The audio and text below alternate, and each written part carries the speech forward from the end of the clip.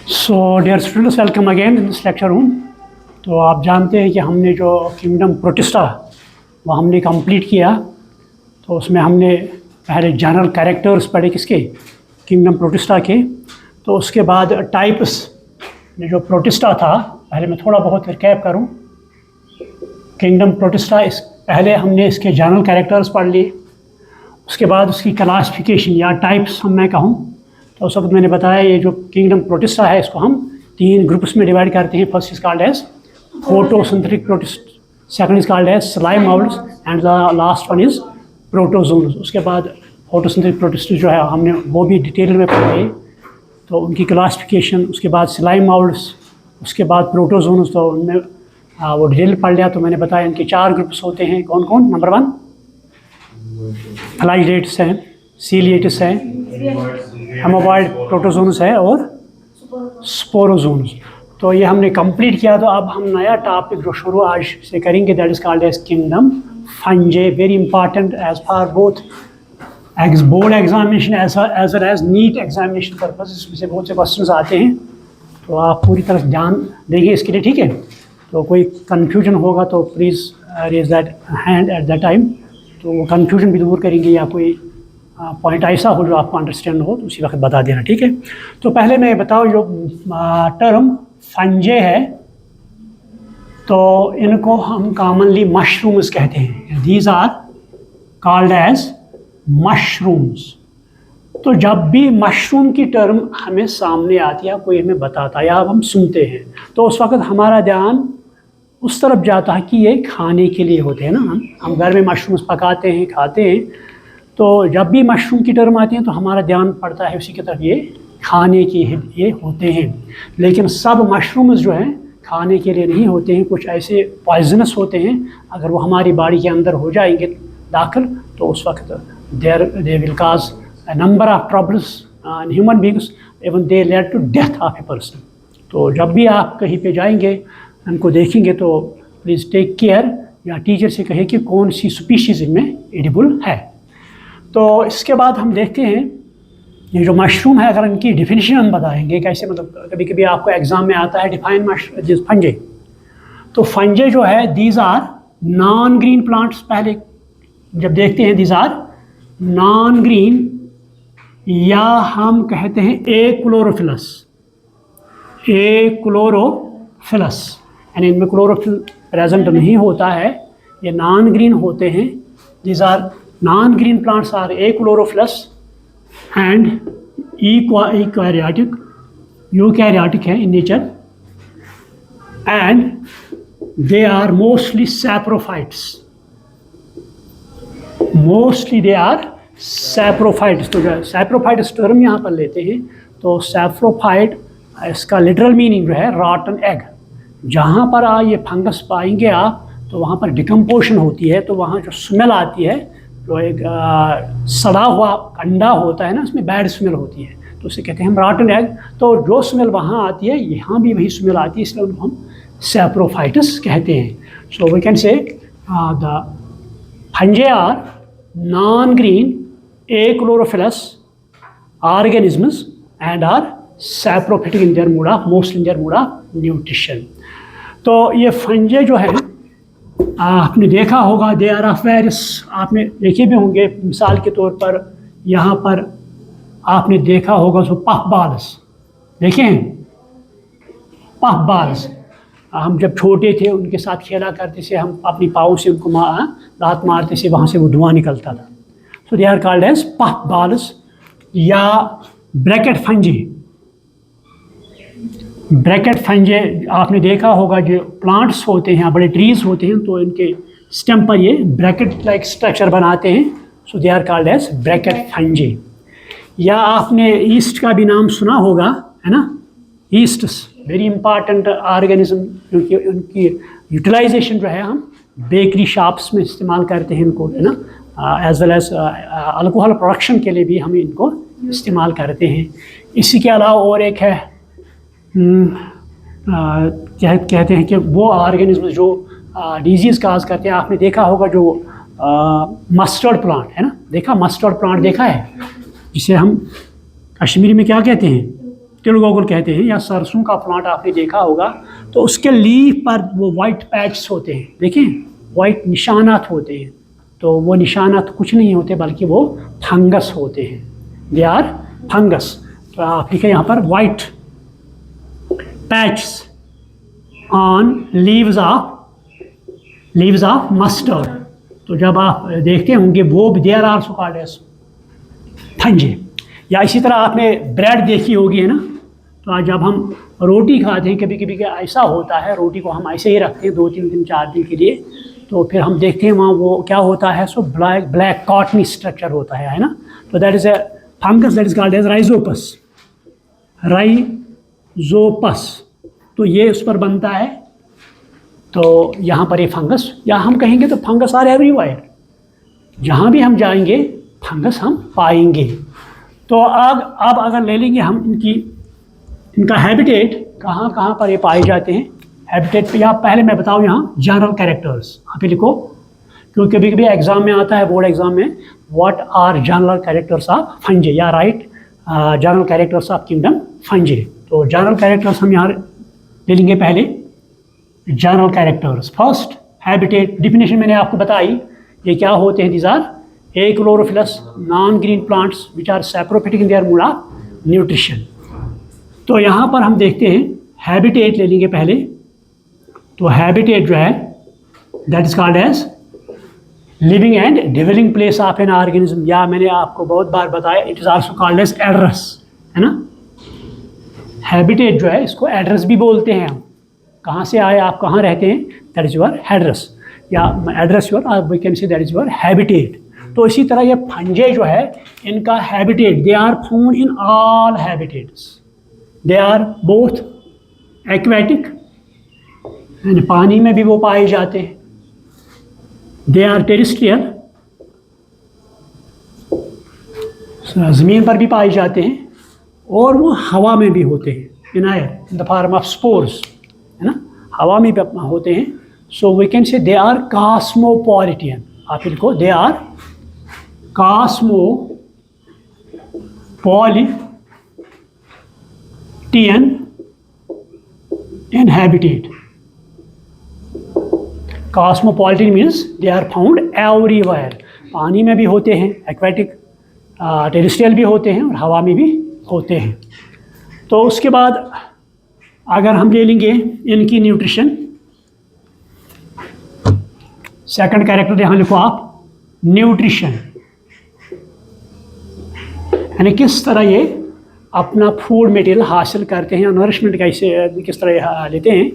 तो मैंने पहले ही कहा जो फंजे हैं मोस्टली दे आर सैप्रोफिटिक,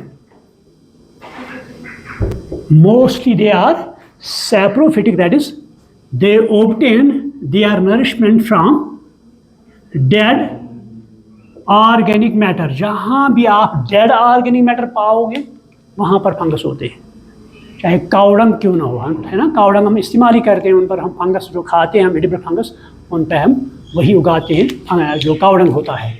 तो जहाँ भी आप organic matter, dead organic matter देखोगे वहाँ पर ये फंजे पाए जाते हैं। So they we can say they are saprophytic in their mode of nutrition, they obtain their nourishment from dead organic matter। तो कुछ इनमें पैरासाइट्स भी होते हैं, सम आर पैरासाइट्स। तो there are some fungi which obtain their nourishment from other living organisms, they are called as host also, है ना, same host भी कहते हैं। यानी कुछ फंजे अपना नरिशमेंट या अपनी न्यूट्रिशन अदर एक तो डेड ऑर्गेनिक मैटर है, दूसरा लिविंग ऑर्गेनिज्म से हासिल करते हैं। सो दे आर कॉल्ड, जब एक ऑर्गेनिज्म अपना फूड मटेरियल दूसरे लिविंग ऑर्गेनिज्म से हासिल करता है तो उसे हम पैरासाइट बोलते हैं ना। कभी कभी आपके एग्जाम में आ सकता है डिफाइन पैरासाइट, ठीक है। तो some are parasites, they obtain their nourishment from living organisms, तो उनको हम होस्ट्स भी कहते हैं। तो ये पैरासाइट्स जो होते हैं या फंजे जो होते हैं, ये तो होस्ट्स के जो बॉडी सरफेस है उसके सरफेस पर भी होते हैं या उसके बॉडी में दाखिल भी होते हैं। यानी some fungi are found on the surface of host, surface of host है ना, जो सरफेस ऑफ द होस्ट आपने देखा होगा, यही ब्रैकेट फंजिया बाकी कुछ ऐसे होते हैं जो होस्ट होता है उसके बॉडी सरफेस पर होते हैं, तो उनको हम एक्टोपैरासाइट्स कहते हैं। They are called as ectoparasites. तो कुछ बॉडी के अंदर घुस जाते हैं, फॉर एग्जांपल स्कैब ले लेंगे आप आके, है ना, स्कैब आपने देखी है ना, एप्पल गार्डन में स्कैब होती है, that is a kind of disease scab.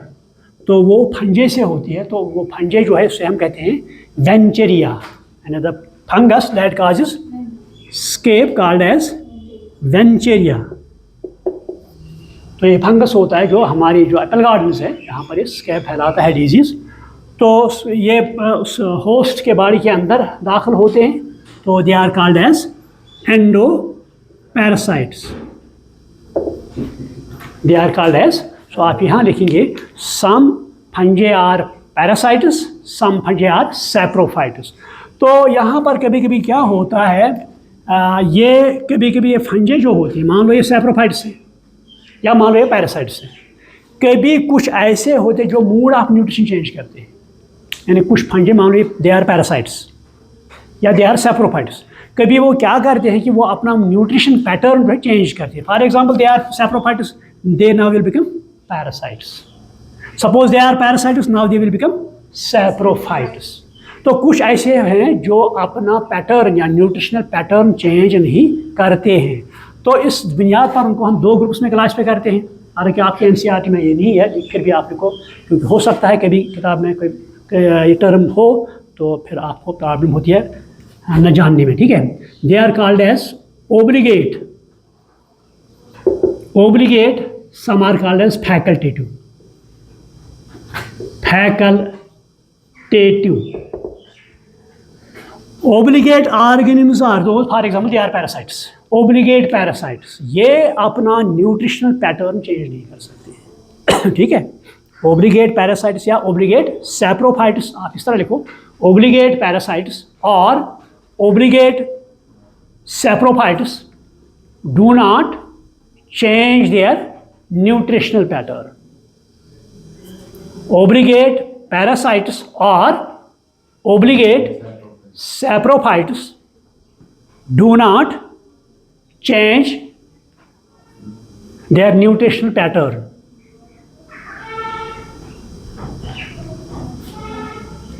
मगर कुछ ऐसे भी do not change their nutritional pattern, यानी मान लो उनका होस्ट ए है, ये उसी के साथ हमेशा रहेंगे, ठीक है। तो they are called as obligate, चाहे पैरासाइट हो या सैप्रोफाइट हो। मगर कुछ ऐसे हैं due to certain circumstances, for example they are saprophytes, वहाँ तो डेड ऑर्गेनिक मैटर है ही नहीं, तो इनको मरना है ना, या दे आर पैरासाइट्स, वहाँ तो पैरासाइट है ही नहीं, क्या करेंगे, जिंदा तो रहना है।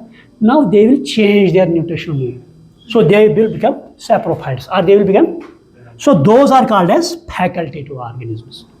and आप लिखो facultative, parasites और saprophytes, they change their nutritional pattern, ये चेंज कर, क्योंकि अगर मान लो इनके इकोसिस्टम में, इनके एरिया में, इनके हैबिटेट में तो वो पैरासाइट्स थे, लेकिन है नहीं होस्ट उनका, या तो वहाँ से कहीं और जाना पड़ेगा या तो इनको मरना है, लेकिन वो ज़िंदा रखने के लिए जो पैटर्न, जो वे है, ये चेंज करते हैं, they are called as facultative, ठीक। तो कुछ फंजे ऐसे भी हैं जो और एक टाइप ऑफ रिलेशनशिप डेवलप करते हैं, that is called as symbiosis, that is called as symbiosis. आप ये लिखो सिम्बियोसिस। सिम्बियोसिस जो है, it is a kind of relationship or interaction that takes place between two different types of species। आप लिखो, और ये हमने पढ़ना है, अगर यहाँ सुनो, ये हमने पढ़ना है, लाइक हमने वहाँ में डिटेल उस पर एक लेक्चर दे दूंगा। यहाँ पर आप देखो, जो सिम्बियोसिस है, actually it is a kind of relationship between two different species, two different species, they live together forever, they live together forever। तो ये रिलेशनशिप दोनों के लिए फ़ायदेमंद है, दोनों को फ़ायदा मिलता है, तो ये एलोन नहीं रह सकते, ठीक है। ये ऑर्गेनिज्म सेपरेट तो नहीं रह सकते हैं, अगर एसोसिएशन करेंगे, कोलैबोरेशन करेंगे तो अब ये जिंदा रह सकते हैं या रह सकते हैं। तो यहाँ पर एक फंगस है, मान लो ये थाइकोमाइसीट से आता है, थाइकोमाइसीट्स या एस्कोमाइसीट्स, ये एक ग्रुप है फंजे का, या फाइकोमाइसीट्स ग्रुप है फंजे का। तो यहाँ से कुछ ऑर्गेनिज्म आते हैं। तो यहाँ पर ब्लू ग्रीन एल्गी जो आपने पढ़ा कि नहीं पढ़ा? जब हमने किंगडम मोनिरा पढ़ा तो वहाँ हमने सियानोबैक्टीरिया, सियानोफाइट्स और ब्लू ग्रीन एल्गी या ब्लू ग्रीन वो हमने पढ़ लिए, उनका स्ट्रक्चर वो हमने पढ़ लिया। तो वो आते हैं, मान लो यहाँ पर हार्ड एनवायरनमेंट है, रॉक है यहाँ पर, दिस इज रॉक। तो रॉक पर रहना बहुत ही टफ है ना, रॉक पर रहना, वहाँ वाटर है नहीं, तो बाकी सॉइल तो है नहीं या और कुछ नहीं है। तो ये आते हैं ब्लू ग्रीन एल्गी और दिस फंजे, ये एसोसिएशन करते हैं, that is called as lichens. ये हमने पढ़ना है, आज सिर्फ लिखो, some organisms show symbiosis in the form of lichens. Some या fungi show association in the form of symbiosis, so they are called as lichens। तो एल्गी जो है ये फोटोसिंथेसिस कैरी करता है। आप ही लिखो, फिर से मैं कहूँ, some organisms show association in the form of symbiosis। तो एग्जाम्पल यहाँ लिखेंगे lichens, एग्जाम्पल लिखेंगे यहाँ lichens। तो यहाँ पर क्या होता है, जो ब्लू ग्रीन एल्गी है ये, इसमें क्लोरोफिल है होता है, इट कैरीज फोटोसिंथेसिस, है ना, क्योंकि इसमें किसमें, ये जो ब्लू ग्रीन एल्गी है इसमें क्लोरोफिल है, so it will carry photosynthesis, ये इसके लिए फोटोसिंथेसिस करेगा। लेकिन ब्लू ग्रीन एल्गी को वाटर की ज़रूरत है, तो वाटर रिटेन करने के लिए फंजे रोल प्ले करेगा। So fungi retains water, blue green algae carries photosynthesis. तो दो ही चीज़ चाहिए इनको, ज़्यादातर हमारी तरह इनको नहीं चाहिए बड़ा बंगला, थोड़ा सा वाटर चाहिए इनको, है ना, और थोड़ा सा फूड मटेरियल। तो ये रात पर, तो ये हर तरह के क्लाइमेट पर होते हैं। अगर आपको याद होगा जब हम बड़ी बहे गए थे तो वहाँ मैंने आपको दिखाया लाइकेंस, है ना, तो आप देख भी सकते हैं, जो यूट्यूब पर वीडियो है लाइकेंस, तो वहाँ पर मैंने आपको दिखाया है इसके। मैंने ये भी कहा आपको, जब हम छोटे थे तो उस वक्त ये हम मेहंदी के तौर पर इस्तेमाल करते हैं, तो कश्मीरी में उनको पल्मस कहते हैं, ठीक है, मैं दिखाऊंगा बाहर आपको, तो इनको पल्मस भी कहते हैं। तो यहाँ पर एक ऑर्गेनिज्म फंजे होता है, एक एल्गी होता है, तो इस तरह से अपना नरिशमेंट या लाइफ गुजारा करते हैं। तो कुछ ऑर्गेनिज्म ऐसे भी हैं, कुछ फंजे ऐसे हैं, सो दे आल्सो एसोसिएशन, आप लिखो यहाँ पर, some show association with the roots of higher plants, some show association with the roots of higher plants। और यहाँ पर एक प्लांट है, फॉर एग्जांपल पाइनस या जिम्नोस्पर्म, पाइनस है ये, हमने अब इसके बाद यही आएगा, जिम्नोस्पर्म हमने पढ़ना है, पाइनस। तो पाइनस जो है, तो ये जहाँ पर होता है वहाँ स्कैरसिटी ऑफ वाटर होती है, तो वाटर एब्जॉर्ब करने में इसको दिक्कत होती है, प्रॉब्लम होती है। तो ये उस वक्त इन फंजे के साथ एसोसिएशन दिखाता है। तो फंजे आता है कहाँ पर बैठता है, रूट्स में बैठता है, तो उसके बाद उनको वाटर एब्जॉर्प्शन में रोल प्ले करता है। तो जो पाइनस है वो ये उसे शेल्टर देता है और नरिशमेंट भी देता है। तो इस एसोसिएशन को हम क्या कहेंगे, माइकोराइजी, आप लिखो राइजी। And some fungi show association with roots of higher plants. The association is called as mycorrhizae. Myco means M-Y-C-O. Myco means fungi, fungus. Myco को हम जो फंजे है इसके लिए टर्म इस्तेमाल करते हैं, माइको, ठीक है। तो this association is called as mycorrhizae. इस तरह ये भी अपना लाइफ, जो अपनी लाइफ है गुजारते हैं, सस्टेन करते हैं। तो ये जो ब्रांच है जिसमें हम फंगस पढ़ते हैं, तो उस ब्रांच को हम माइकोलॉजी कहते हैं। द ब्रांच, आप लिखो, the branch which deals with the study of fungi is called as my, कभी कभी आ सकता है डिफाइन माइकोलॉजी, या कोई आपको कहेगा डिफाइन माइकोलॉजी। आपने इतने फंजे पढ़ लिया, किंगडम पढ़ लिया, तो ब्रांच भी बताओ ना, ब्रांच क्या है? माइकोलॉजी। तो जो ये पढ़ेगा, इसमें रिसर्च करेगा, that is called as mycologist, that is called as mycologist, that is called as mycologist. Clear? तो इनमें न्यूट्रिशन जो या डाइजेशन जो होती है, फूड जब वो खाते हैं तो डाइजेस्ट ज़रूरी करना है, तो डाइजेस्ट इनको ये पहले बाहर ही डाइजेस्ट करते हैं। ये फंजे जो है, ये इनमें डाइजेशन जो होती है दैट इज एक्स्ट्रा सेलुलर। आप ये लिखो, कभी कभी आता है एग्जाम में, the digestion in fungi is extracellular. Extracellular means outside the cell. हम में क्या है? इंट्रा और आउटसाइड? Are sure? हाँ, ये ना फंस गए ना, आप चूक गए। देखो पहले टर्म देखा करो, एक्स्ट्रा सेलुलर मीन्स सेल से बाहर, है ना। एमोबा हमने पढ़ लिया, तो वहाँ क्या है? इंट्रा एक्स्ट्रा, क्योंकि वो एक ही सेल है, तो इस सेल में जाएगा food material, that is intracellular digestion. तो हम में नाली है, बहुत बड़ी नाली है ना, अगर हम इंटरसाइज बाहर निकालेंगे तो बहुत मीटर तक की चलेगा, है ना, इंटरसाइनस। तो ये सेल में जाते हैं, ये नाली है, तो सेल से बाकी से आते हैं, वो जूस मटेरियल आता है, तो वहाँ ये डाइजेस्ट करता है। हम में भी एक्स्ट्रा सेलुलर है। तो ये फंजे जो है, ये फंजे एंजाइम्स, मान लो यहाँ पर डेड ऑर्गेनिक मैटर है, तो ये यहाँ से पहले ये एंजाइम्स बाहर की तरफ फेंक देते हैं, तो ये इसको सॉल्युबल फॉर्म में बना देते हैं, फिर ये एब्जॉर्ब करते हैं। So that is called as extracellular digestion. कभी कभी ऑब्जेक्टिव आता है, फंस जाता है बच्चा इसमें, है ना। उसने सारा का सारा किंगडम पढ़ लिया, आप ख्याल है कि आपकी इस एनसीईआरटी में टर्म शायद मेरे ख्याल में नहीं है इसमें, है ना। तो कभी कभी आता है डाइजेशन क्या है, extra cellular, intra cellular. Clear हुआ आपको? तो ये रही न्यूट्रिशन। तो उसके बाद अगर इनकी प्लांट बॉडी देखेंगे, प्लांट बॉडी, इनकी प्लांट बॉडी आप लिखो, तो इनकी प्लांट बॉडी जो है, यहाँ पर ना रूट आप देखेंगे, रूट्स नहीं देखेंगे, स्टेम नहीं देखेंगे आप, तो लीफ भी नहीं देखेंगे आप, यानी there is no differentiation of plant body into true roots, stem and leaves, and there is no differentiation of plant body. आप ये लिखो, there is no differentiation of plant body. ये भी नोट भी बनेगा, आप लिखते भी जाओ, नोट भी बनेगा खुद ये। There is no differentiation of plant body into true roots, stem and leaves.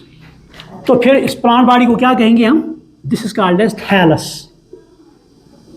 The plant body is called as thallus. इसे हम क्या कहते हैं? थैलस। तो जिन जिन में आप थैलस देखोगे, फॉर एग्जांपल एल्गी में भी ऐसा ही तरीका है ना, फंजे में भी ऐसा ही है, ब्रेयोफाइट्स में वहाँ पर होते हैं रूट्स, आपने ऑनलाइन पढ़ा होगा ना, वहाँ है रूट्स उनके, लीव्स है, ब्रेयोफाइट्स की बात कर रहा हूँ, वहाँ कुछ नहीं है। तो ये तीन ग्रुप्स है, एल्गी, ब्रेयोफाइट्स एंड फंजे। यहाँ पर आप ना रूट्स देखेंगे ट्रू, ना लीव्स देखेंगे, ना स्टेम देखेंगे, तो उस बॉडी को क्या कहते हैं? थैलस। तो ये जो ग्रुप है, इसको हम थैलोफाइट्स भी कहते हैं। आप ये लिखो, these comes under a group that is called as thallophyta, and these come under a group that is called as thallophyta। ठीक है, कभी कभी आएगा बोर्ड के एग्जाम में, डिफाइन थैलोफाइट्स, है ना, आ गया question, define thallophytes. This nothing actually, this plant body, क्योंकि यहाँ पर थैलस है, तो यहाँ पर रूट, स्टेम, लीफ नहीं होता है। क्लियर? तो फिर क्या होता है? देखो फिर क्या होता है, अगर यहाँ पर एग्जाम्पल ले लेंगे आप राइजोपस की। राइजोपस सुना है, हमने रखा है लैब में, देखते हैं अगर हम कामयाब होंगे भी इंशाल्लाह।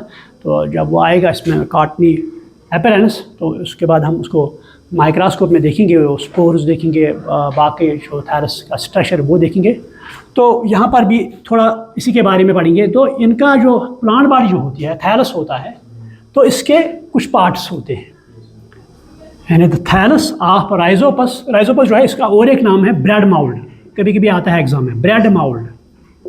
The the rhizopus is called as bread mould. क्यों?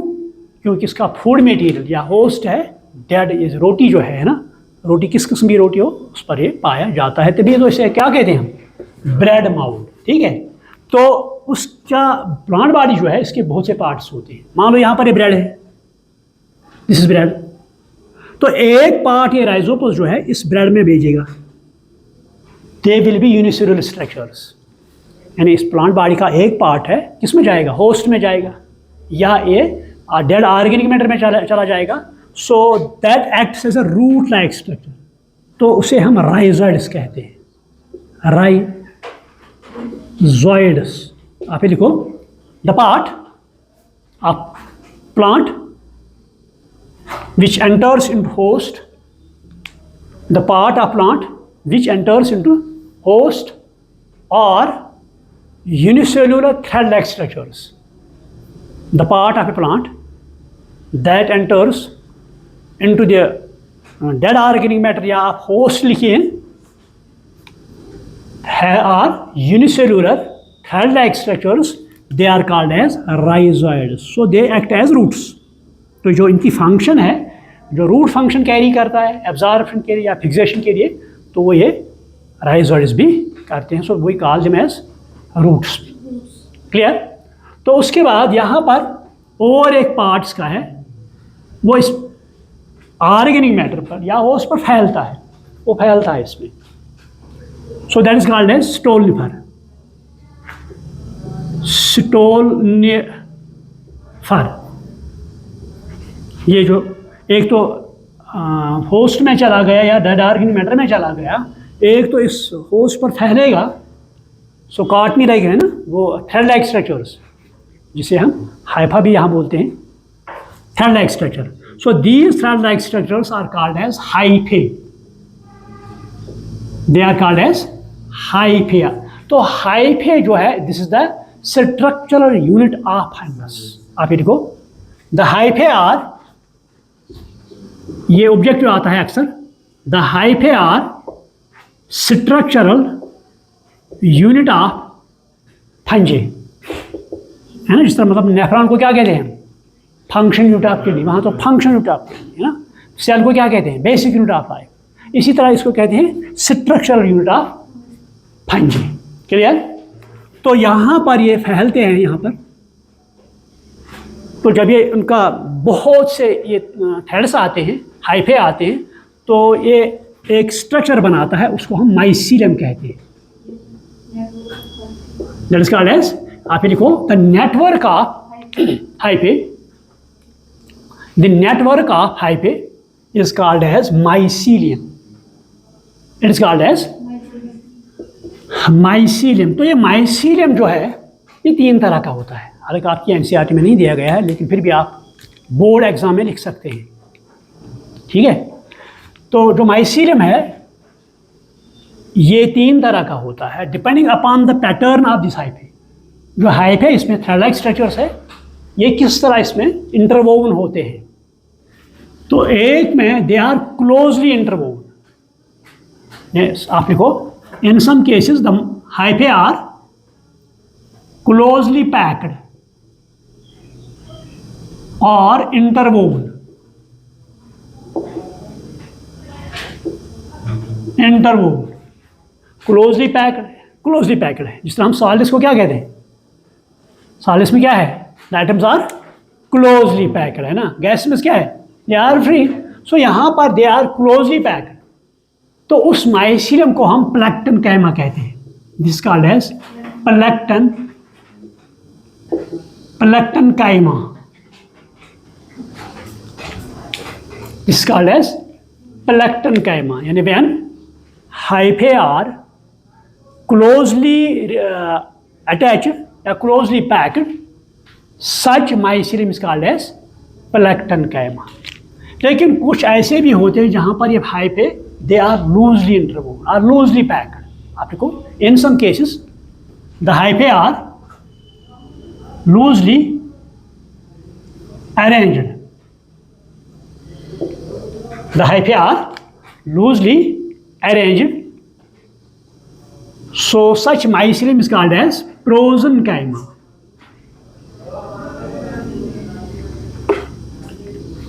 It is called as prosenchyma. When hyphae are closely packed, it is called as. तो कभी कभी क्या होता है, ईस्ट आपने सुना है ना, तो इस ईस्ट में यहाँ पर जब बर्डिंग होती है तो ये बर्ड्स डिटैच नहीं होते, ये बर्ड्स डिटैच नहीं होते हैं, तो यहाँ पर भी एक माइसीलियम जैसा स्ट्रक्चर बनाते हैं। क्या होता है, कभी कभी जो ईस्ट है, ईस्ट में बर्डिंग होती है ना, रिप्रोडक्शन भी हम पढ़ना है, उस जो पेरेंट मान लो ये ईस्ट है, पेरेंट ईस्ट, तो यहाँ पर एक बर्ड बना, तो नॉर्मली क्या होता है, ये बर्ड डिटैच होता है और फिर सेपरेटली अपनी लाइफ गुजारता है। लेकिन कभी क्या होता है, ये बर्ड जो है डिटैच ही नहीं होते, ये डिटैच इसी के साथ रहते हैं। So this is called as SIDO parenchyma, this is called as SIDO parenchyma. ये जस्ट पैरेन्काइमा के सेल्स जो होते हैं ना, थिन वाले सेल्स, जो हमने पढ़ा है किसमें, एनाटमी में हमने पढ़ा पैरेन्काइमा टिश्यू, तो वहाँ पर हमने पढ़ा the cells are thin walled, है ना, लूजली अरेंज। तो इसी तरह यहाँ भी it is called as SIDO parenchyma. तो माइसीलियम है कितने टाइप्स का, number 1 plectenchyma, closely packed, prosenchyma, loosely arranged, pseudoparenchyma when buds do not get separated from the yeast. Clear, ये 3 तरह का माइसीलियम इनमें होता है। अब तो ये जब मैच्योर होते हैं, ये जब मैच्योर होते हैं, तो मैच्योर होने के बाद मैंने कहा एक तो किस में जाता है, होस्ट में या ऑर्गेनिक मैटर में, दूसरा इस पर फैलता है स्टोलन पर, तीसरा पार्ट वो ऊपर आता है। तो ऊपर आने के बाद पहले वो ट्यूब लाइक स्ट्रक्चर इसमें होता है और ऊपर फ्लास्क शेप्ड स्ट्रक्चर बनता है इसमें, ठीक। तो जब जिस तरह का structure, this is called as fruiting body, देखा ना, जो हेडर है ना, कश्मीरी में हम हेडर कहते हैं, खाते हैं कैसे होते हैं, है ना, वो अम्ब्रेला लाइक ऊपर होता है, नीचे से स्टाइप होता है ना, so that is called as fruiting body. So जब इस तरह का स्ट्रक्चर बनता है, so this is called as fruiting body. तो फ्रूटिंग बॉडी कब बनती है, जब ये रिप्रोडक्शन में दाखिल होते हैं। जब फंजे जो है रिप्रोडक्शन में दाखिल होते हैं, तो उस वक्त ये फ्रूटिंग बॉडी बनाते हैं, तो उस फ्रूटिंग बॉडी में स्पोर्स होते हैं। ये जो पार्ट है, तो ये जो पार्ट यहाँ है ना, ये फ्लास्क शेप्ड स्ट्रक्चर बना, जिसमें क्या होते हैं, spores, this is called as sporangium, sporangium. The flask shaped structure is called as sporangium, जिस पर ये present, this is tube like structure, है ना, थ्रेड लाइक स्ट्रक्चर, जिस पर ये प्रेजेंट होता है, दिस कॉल्ड एज स्पोरेंजियोफोर। क्या कहते हैं हम इसे, स्पोरेंजियोफोर। नीचे राइजर्स आ गए, ऊपर स्टोलन फिर आ गया, तो इसके बाद फ्रूटिंग बॉडी आ गई। फ्रूटिंग बॉडी के 2 पार्ट्स होते हैं, एक तो स्पोरेंजियम होता है जिसमें स्पोर्स होते हैं, दूसरा जिस पर ये स्पोरेंजियम प्रेजेंट होता है, इसको हम स्पोरेंजियोफोर कहते हैं। Clear. So this is the structure of this plant body. Now reproduction. Time क्या आ गया, हाँ टाइम आ गया।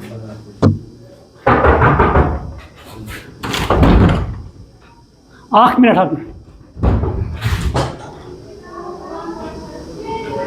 7 मिनट कर कंक्लूड। सो अब रिप्रोडक्शन किस तरह ये अपनी जनरेशन इंक्रीज करते हैं, रिप्रोड्यूस करते हैं, so that is called as reproduction. तो टू द टाइम अब ओवर हुआ क्लास का, तो ये हम कल नहीं बल्कि परसों, कल संडे है, परसों हम कंटिन्यू करेंगे। एनी क्वेश्चन, एनी कन्फ्यूजन है, तो I should stop over here. Thank you very much.